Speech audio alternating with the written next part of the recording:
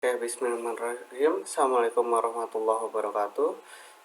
Saya Dimas Ilham Saputra dengan NIM 240103161401103. Kali ini saya akan menjelaskan skripsi saya yang berjudul Optimasi Hyperparameter Model Mobile Net Unit untuk segmentasi left ventricle citra magnetic resonance image jantung yang telah dibimbing oleh Bapak Enadi Wibowo. Menurut Nika Goldberg, penyakit jantung merupakan penyakit yang mempengaruhi kinerja jantung dalam fungsinya. Hal tersebut dapat berupa gagal jantung, angina, aritmia, maupun coronary artery disease. Dan kondisi lainnya pada jantung yang dapat menyebabkan masalah jantung itu sendiri.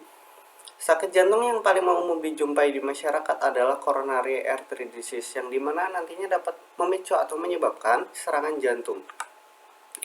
Latar belakang adanya skripsi ini adalah yang pertama, yaitu CDC atau Center for Disease Control and Prevention menyatakan bahwa penyakit jantung merupakan penyakit atau penyebab kematian dari 610.000 kematian tiap tahunnya di USA atau di Amerika. Riskesdas atau riset kesehatan dasar pada 2018 menunjukkan prevalensi penyakit jantung berdasarkan diagnosis dokter di Indonesia sebesar 1,5%. 1,5% ini adalah banyaknya penderita penyakit jantung di Indonesia pada 2018. Karena Riskesdas ini risetnya secara 4 tahun, jadi kita harus menunggu kiranya sekitar tahun depan baru ada data Riskesdas terbaru untuk penyakit jantung ini sendiri. Deteksi dini penyakit jantung itu dapat menggunakan MRI. Tekniknya bermacam-macam. Untuk teknik yang sekarang atau left ventricular, di mana mengambil short axis-nya, itu kita menggunakan teknik koronal.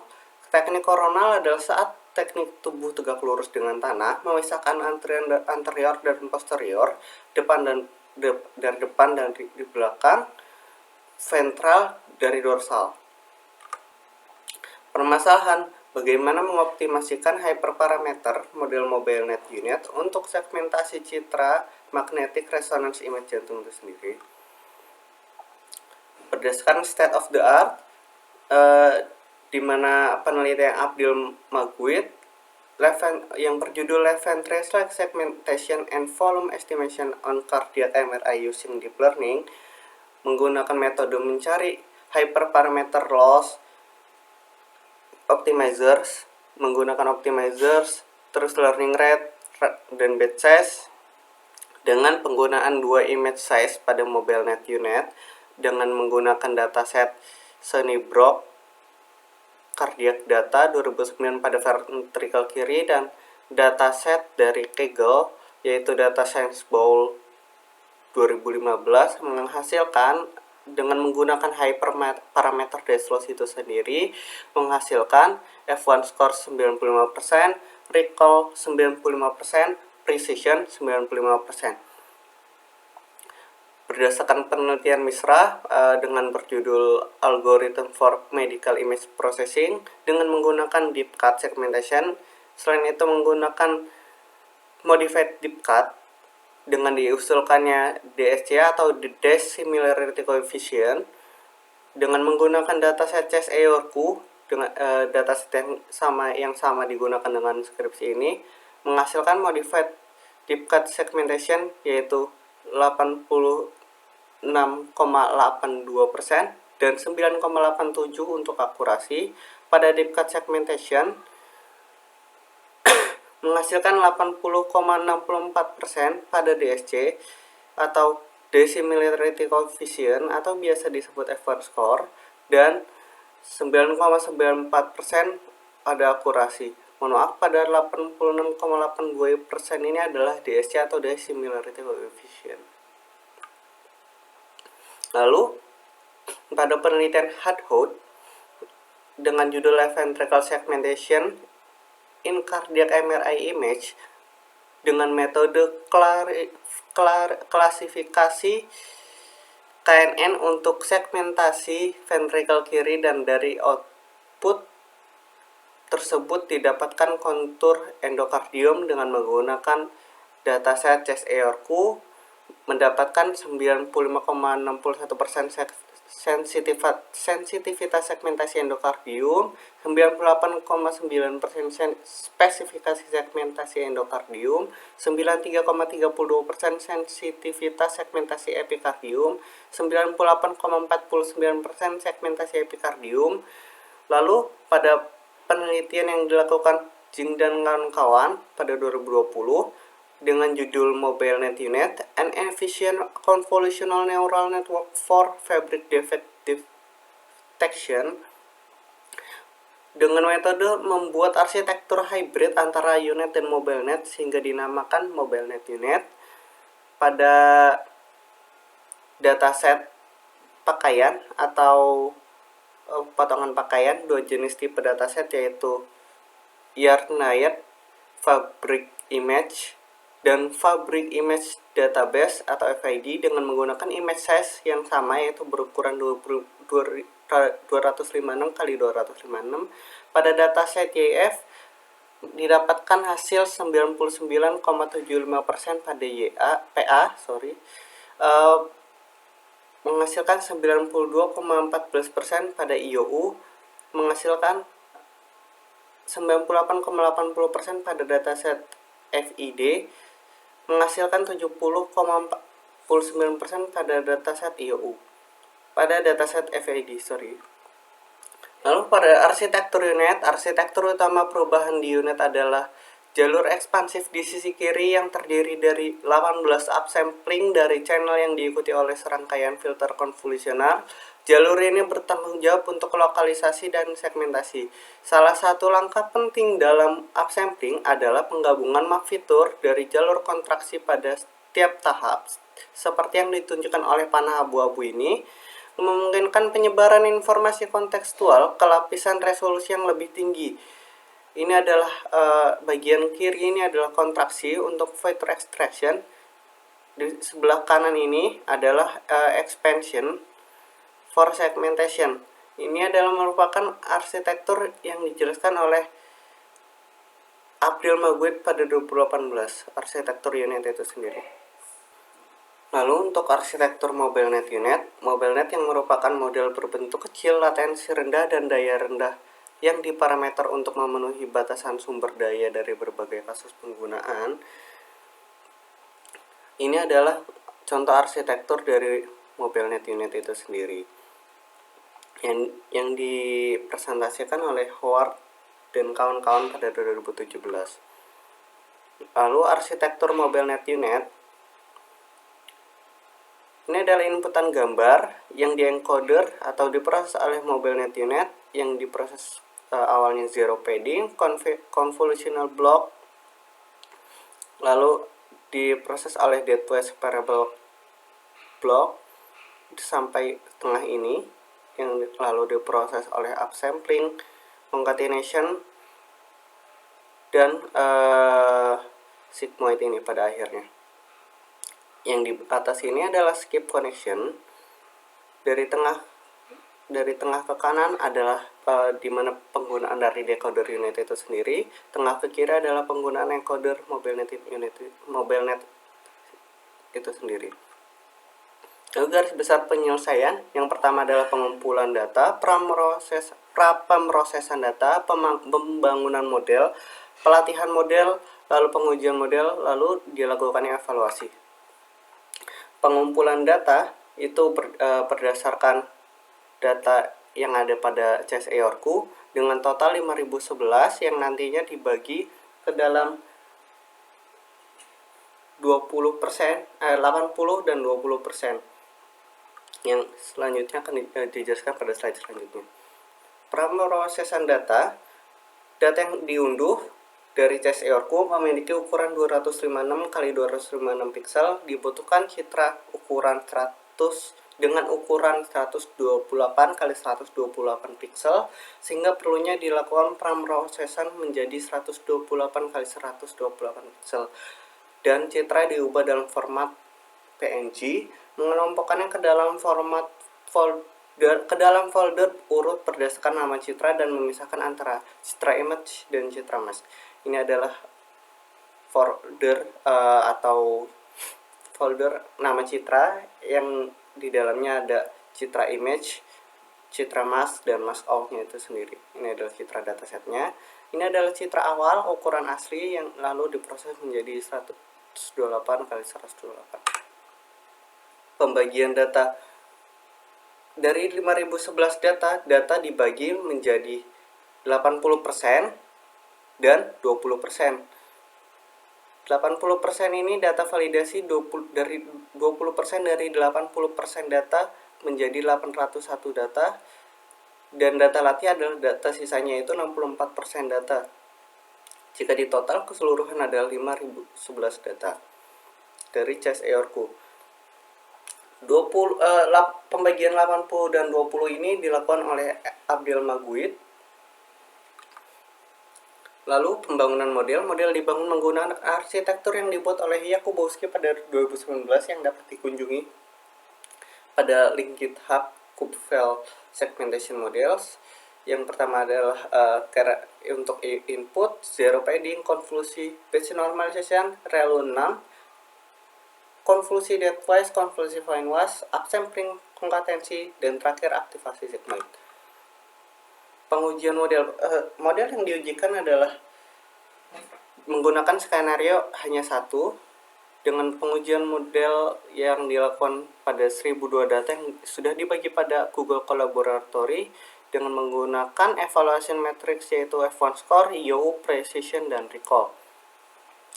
Hasil skenario ini yang terbaik adalah hasil skenario model pada nomor 19 dengan learning rate 0,0001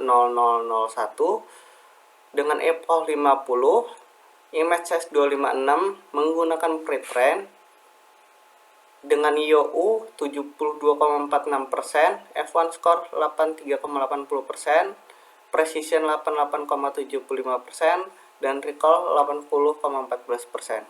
Analisis learning rate ini merupakan hasil pengujian skenario berdasarkan skor IOU learning rate.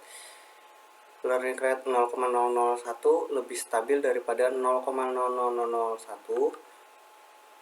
Begitupun dengan learning rate yang dihasilkan oleh F1 score 0,001 lebih stabil daripada 0,0001 pada prosesnya dengan rata-rata dan standar deviasinya. Precision pun begitu, hasil 0,001 itu lebih stabil daripada daripada hasil 0,0001 dengan rata-rata 0,001 itu 85 dan 0,0001 itu 82,10. Lalu hasil recall sama juga dengan yang sebelumnya, hasil 0,001 itu lebih stabil daripada hasil yang 0,00001. Analisis epoch sendiri kalau dilihat ini hasilnya itu lebih bagus pada hasil ketika sudah dilakukan 100 epoch. Hasil tertinggi atau 0,97 didapat ketika validation itu dijalankan pada 100. Pada epoch 100, pada epoch 25 itu didapatkan yang mendekati hasil epoch 100 yaitu 0,96 pada validationnya. Di awal dia mencapai 0,96 tapi menurun, menaik lagi lalu menurun lagi. Jadi mengambil epoch 100 merupakan hal yang bagus untuk model ini ataupun pada segmentasi MRI jantung ini, dan epoch 100 saya rasa cukup ketika dilakukannya penelitian.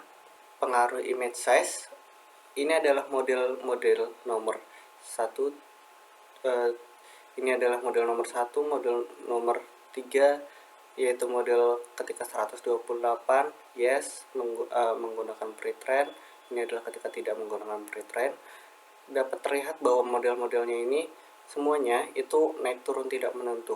Ketika model nomor 1 naik, model nomor 2 turun, model nomor 5 itu naik kembali, itu mengalami naik turun tidak menentu. Tapi prosesnya atau rata-rata waktu pelatihan per epoch itu 128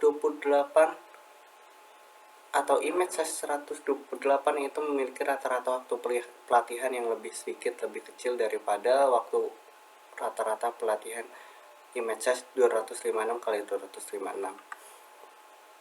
Begitupun dengan hasil precision dan recall, itu sama-sama memiliki waktu pelatihan yang lebih kecil, yaitu 81 sama dengan sebelumnya, dan terlihat lebih hasilnya lebih stabil ketika di IOU dan advance score itu naik turun. Di precision itu gambarnya lebih tidak naik turun seperti advance score dan IOU. Pada precision, pada recall itu naik turun kembali. Ini ketika yang pertama itu naik, yang kedua itu turun, ini naik lagi, turun, lalu naik turun. Jikalau dilihat secara keseluruhan, model menggunakan pre-train itu lebih stabil daripada model daripada tidak menggunakan pre-train itu sendiri. Dilihat dari rata-ratanya, ketika yang menggunakan pre-train itu lebih tinggi hasilnya daripada yang tidak menggunakan pre-train. Hasil skor IOU 70%, yang menggunakan pre-train, yang tidak menggunakan pre-train adalah 59,62%. Untuk advance score pun begitu, 82% yang menggunakan pre-train, yang tidak menggunakan pre-train 72,67%. Berdasarkan grafik, lebih stabil dari ketika menggunakan pre-train daripada yang tidak menggunakan pre-train. Untuk naik turunnya lebih stabil, kiranya angkanya lebih stabil daripada yang memiliki pre-train daripada yang tidak menggunakan pre-train. Begitupun hasil yang advance score, begitu pula hasil yang precision itu lebih stabil daripada yang tidak yang pre-train daripada yang non pre-train. Analisis model MobileNet unit terbaik.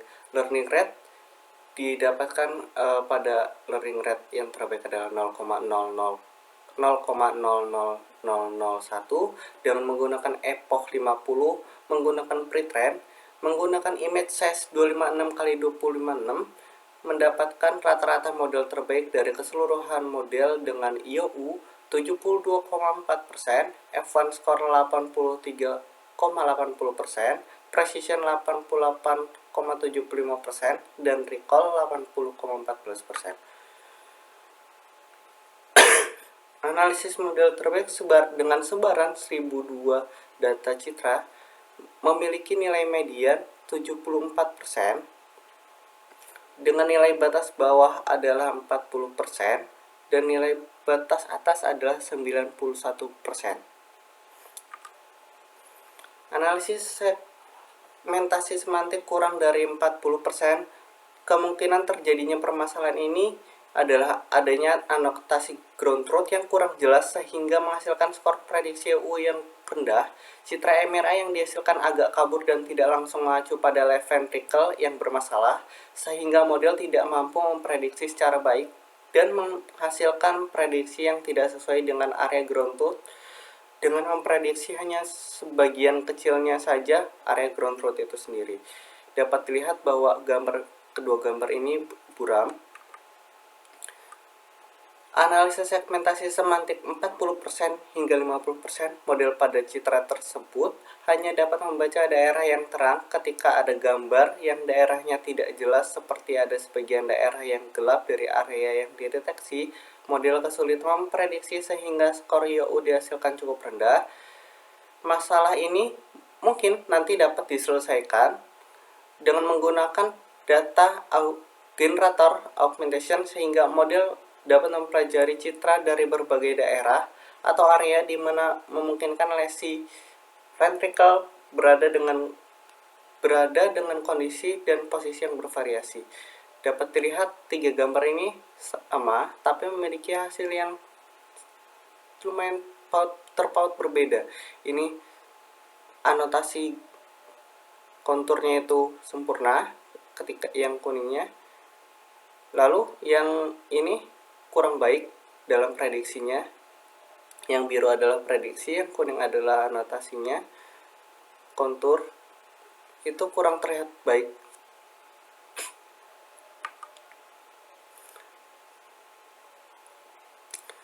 Analisa segmentasi semantik 50 hingga 74% cukup buram sehingga kemungkinan model kurang tepat dalam segi memprediksi citra yang telah diinput.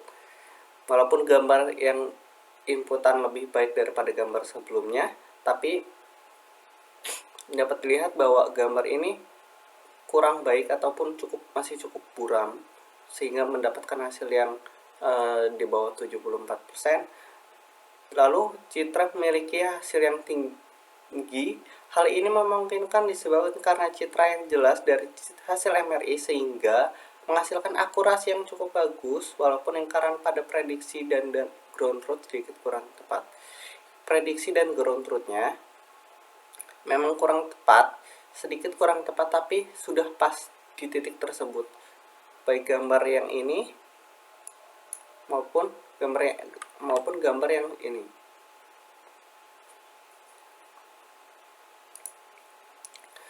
Baik gambar yang ini gambarnya itu cukup baik, gambar ini juga cukup baik hasilnya.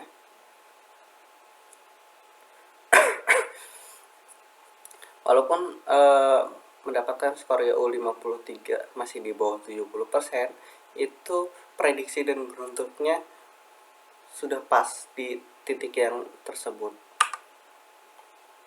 Lalu dapat terlihat cukup sesuai dengan ground truth yang ada, baik di gambar yang mendapatkan hasil 90%, 74%, dan 86%, itu cukup sesuai dengan ground truth yang ada. Berbeda dengan kelompok sebelumnya di mana model kurang baik dalam membaca citra, salah satunya disebabkan karena citra input yang buram ataupun pencahayaan pada citra yang kurang baik. Dapat dilihat bahwa citra ini itu cukup baik gambarnya, citra ini juga cukup baik, citra ini juga cukup baik, di mana gambarnya tidak ada noise sedikit pun. Lalu kesimpulannya, model MobileNet UNet dapat menghasilkan rata-rata skor IOU, F1 score precision dan recall lebih tinggi dan lebih stabil ketika dilatih menggunakan model pre-trained ImageNet.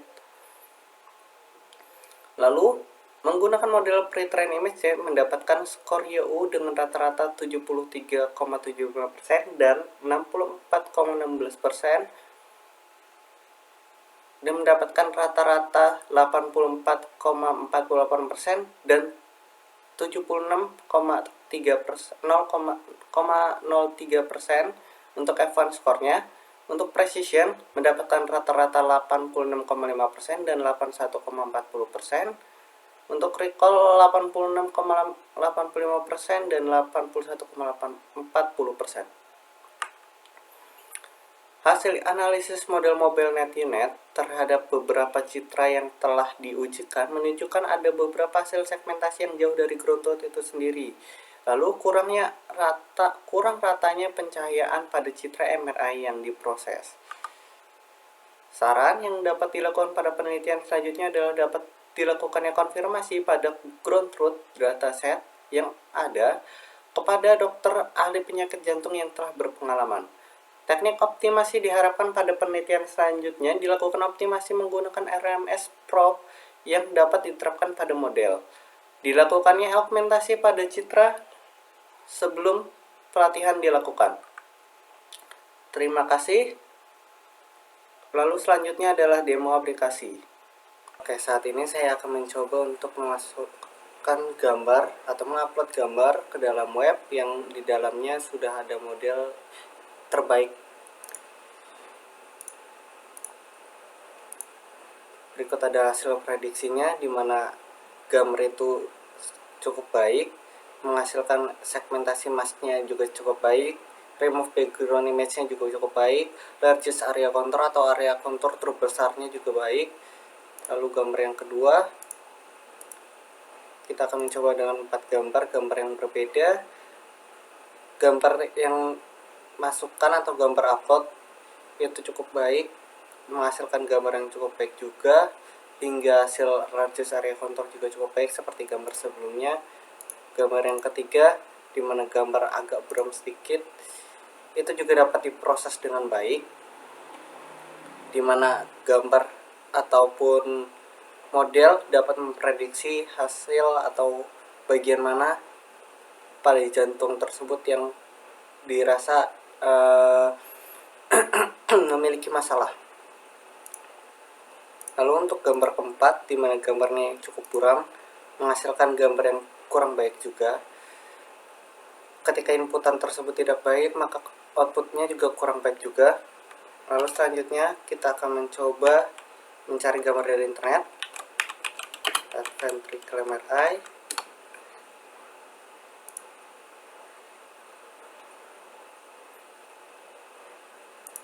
Kita coba gambar ini, save image sesuai dengan folder yang disimpan. Kita coba upload. Nah, karena gambar ini cukup buram dan kurang terlihat jelas di mana gambar dari jantung tersebut, maka keluarannya juga kurang baik. Tidak seperti gambar-gambar sebelumnya, di mana harusnya ini adalah gambar jantung, ini adalah gambar jantung harusnya, dan di sini adalah harusnya yang terdeteksi di mana ada kemungkinan penyakit tersebut atau penyakit pada left ventricular pada bagian jantung tersebut, tapi tidak dapat terdeteksi dengan baik.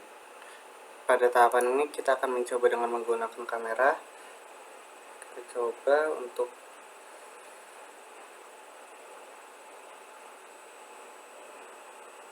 harus terlihat jelas karena gambar yang jelas harus didekatkan. Kita capture, kita send, kita coba predik.